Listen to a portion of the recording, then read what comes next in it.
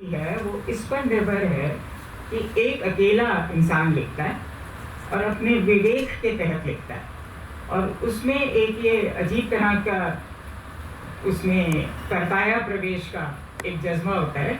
तो वो औरों के बारे में लिखता है, उसके अंदर एक मर्मांतक संवेदना होती है, जैसे कि साहिल जी के शब्दों में कहूँ तो, जो उसको दूसरों की, समाज की नहीं, बार बार हम समाज की बात करते हैं मगर मनुष्य मात्र की पीड़ा, विषाद और उसकी विवशता को वो महसूस करता है, बहुत अंतरंगता से महसूस करता है। और फिर क्योंकि उसको कर्ताया प्रवेश का शौक होता है तो वो उसके बारे में, अपने बारे में नहीं लिखता, उसके बारे में लिखता है, औरों के बारे में लिखता है, और ऐसे लिखता है जैसे वो आदमी करते हो।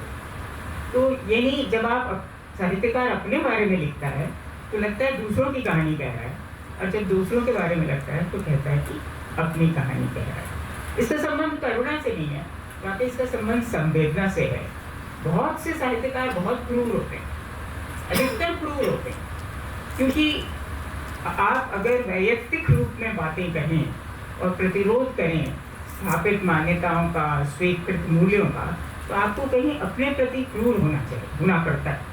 मुझे याद है बहुत पहले एक मेरे उपन्यास पर काफ़ी चर्चा हुई थी, तो जैनियन जी ने मुझसे कहा था कि मृदुला, अपने प्रति भी इतना क्रूर नहीं होना चाहिए, लिखते समय इतना क्रूर अपने प्रति नहीं होना चाहिए। तब तो मेरी समझ में नहीं आ रहा था पूरी तरह, धीरे धीरे मेरी समझ में आया कि ये एक बहुत महत्वपूर्ण बात उन्होंने कही थी। मगर हम क्रूर होते हैं क्योंकि हम अपने को हलाक करके तो लिखते हैं दूसरों के बारे में। वो जो हम किरदार बनाते हैं वो हम पहले अपने को मिटाते हैं, तभी तो हम कर्ताया प्रवेश करते हैं, तभी तो हमारे बजाय वो किरदार जीता है। और संवेदना, कर्ताया प्रवेश और विकल्प, हर चीज़ का विकल्प है। जब मैं कहती हूँ कि जब ये मूल्य हम प्रतिरोध करते, बराबर प्रतिरोध करते, जो स्थापित मूल्य हैं, जो स्वीकृत मान्यताएं हैं, चाहे धर्म के द्वारा वो प्रतिपादित हों, चाहे राज्य के द्वारा, आजकल तो राजा ही राष्ट्र है आजकल, वो तो अलग ही बात है, मगर वो किसी के द्वारा भी प्रतिपादित हों, हम उनके बारे में सोचते हैं और अपने विवेक का इस्तेमाल करके उसका प्रतिरोध करते हैं। अगर प्रतिरोध करने की हिम्मत नहीं है तो न साहित्य न लिखना ही बेहतर है। और वैसे जहाँ तक राजनीति का सवाल है, आज जो कुछ हो रहा है, ऐसा नहीं है कि युद्ध पहली बार हो रहा है, युद्ध होते ही रहे हैं, और अमेरिका तो जगह जगह घुसते ही रहा है, पहले इराक में, वियतनाम में, उससे पहले हमारे देखते देखते इराक में, अब वो ईरान के खिलाफ, वो जो सारे युद्ध हैं, युद्ध का एक ही प्रयोजन होता है कि हुकूमत करना और दूसरों के जो संसाधन हैं उनका उपभोग। उनका कोई और, मतलब कोई युद्ध, कहते हैं ये अनजस्ट वॉर है, कोई युद्ध जस्ट नहीं होता, उसमें कोई भी किसी किस्म का कोई आप उसमें न्याय संगत नहीं होता, तर्क संगत नहीं होता, कुछ नहीं होता। वो एक खास प्रयोजन के तहत लाया जाता है। और वही बात है कि जहाँ कौम, नस्ल, जाति, ये उसको स्थापित करने के लिए,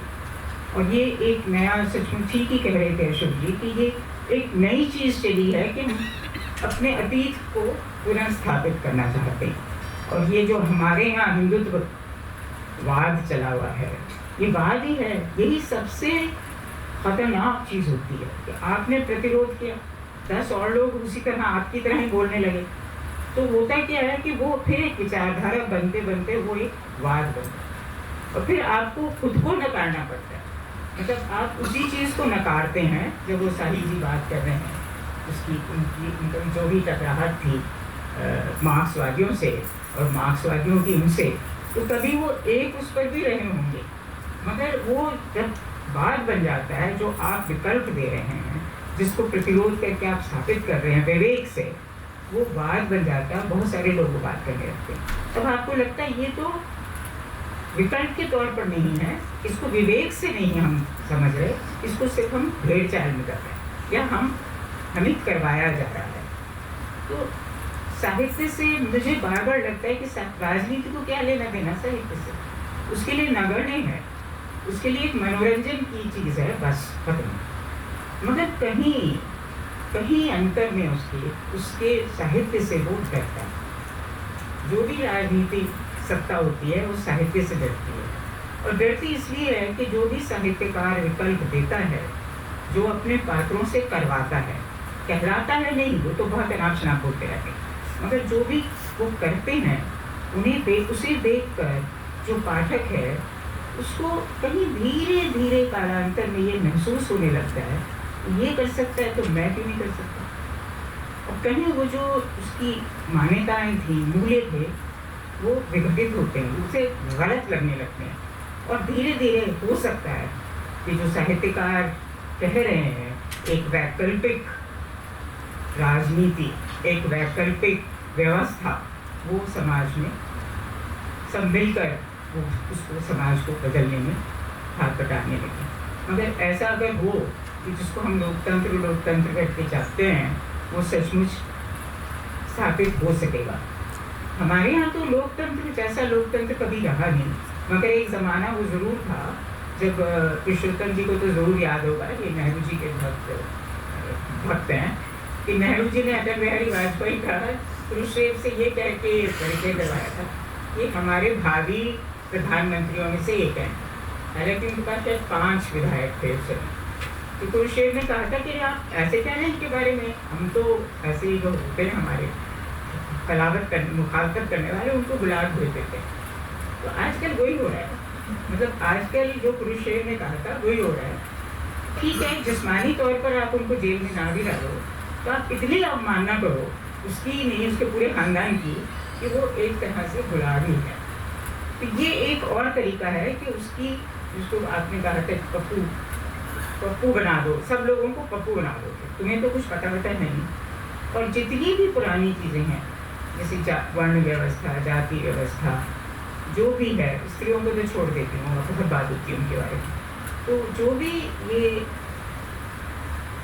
एक्सप्लॉयटेशन, शोषण जिन लोगों का इसलिए किया जाता है क्योंकि हमेशा से किया जाता है, और क्योंकि वो वंचित बनाए जाते हैं तो वो वंचित हो जाते हैं, बुद्धि से भी उन्हें वंचित किया जाता है, उनको शिक्षण से वंचित किया जाता है।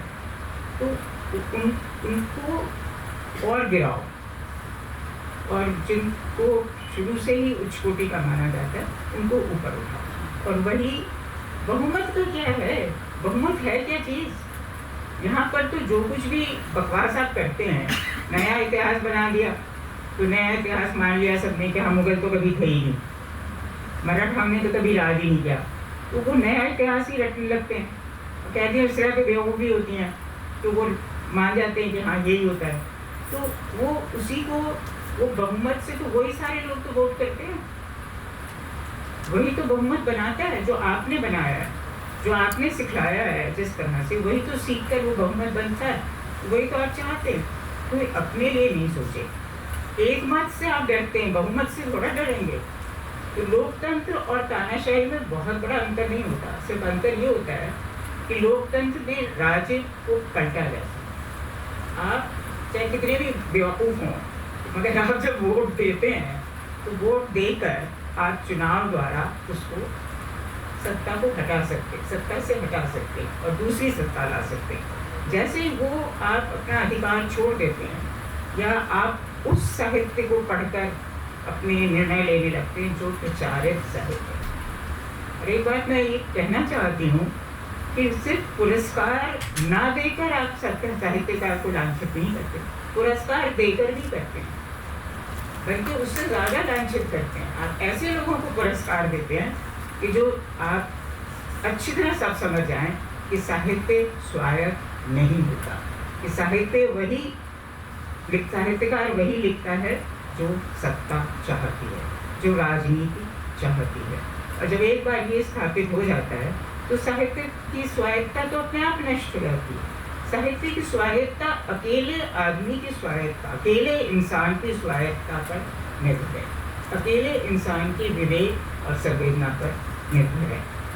एक छोटा सा मज़ेदार सा किस्सा सुनाना चाहती हूँ आपको 2 मिनट में। अपने पुराने कागजात देख रही थी तो मुझे उसमें एक बहुत बहुत ही ज़बरदस्त लेख, अनुपम लेख मिला। स्वामी वाहिद काज़मी का लिखा हुआ था। उसका नाम था औरंगज़ेब का घरेलू नाम नवरंग बिहारी।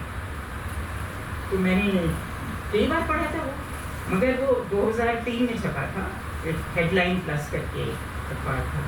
और 2023 में मैंने जब फिर से उसको पढ़ा, तो उन दिनों बड़ी लानत मलामत हो रही थी औरंगज़ेब की, उसकी कब्र की खुदाई करने लगे थे। तो उस वक्त मुझे लगा कि ये लेख छपना चाहिए।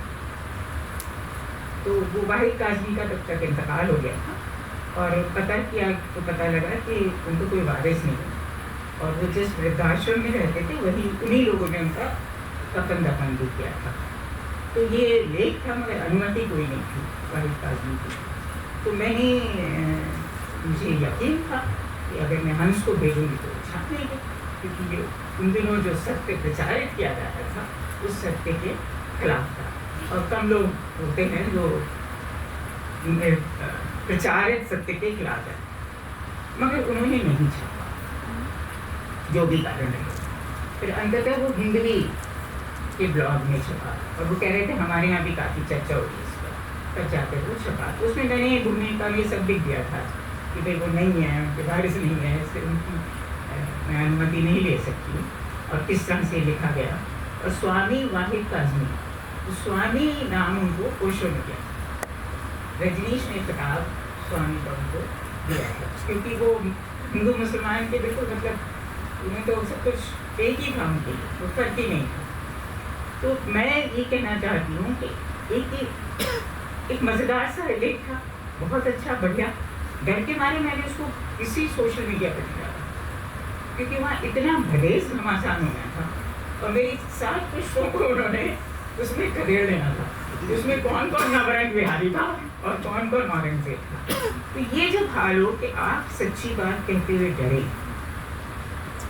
मुझ जैसा आदमी भी, इंसान भी डरे, जो हर दर्जे का लट है, मतलब इस मामले में कुख्यात ही नहीं हूँ मैं, उस कुख्यात होना चाहिए मुझे, फिर भी डरे कि भाई कितना नुकसान कैसे करा। अब मेरे बारे में ही किस किस के बारे में क्या क्या कहा जाता, और मुसलमानों के बारे में तो पता नहीं क्या क्या कहा जाता। तो ये जब हालत हो तो कैसी स्वायत्ता। अरे कोई ना पढ़े तो बेहतर है, जितने लोग पढ़ेंगे वो तारीफ करते हैं तो मर जाओ, जितने लोग आपकी बुराई करें आपके लिखे की, तो आप सोचो कि आपने कुछ तो अच्छा लिखा हो।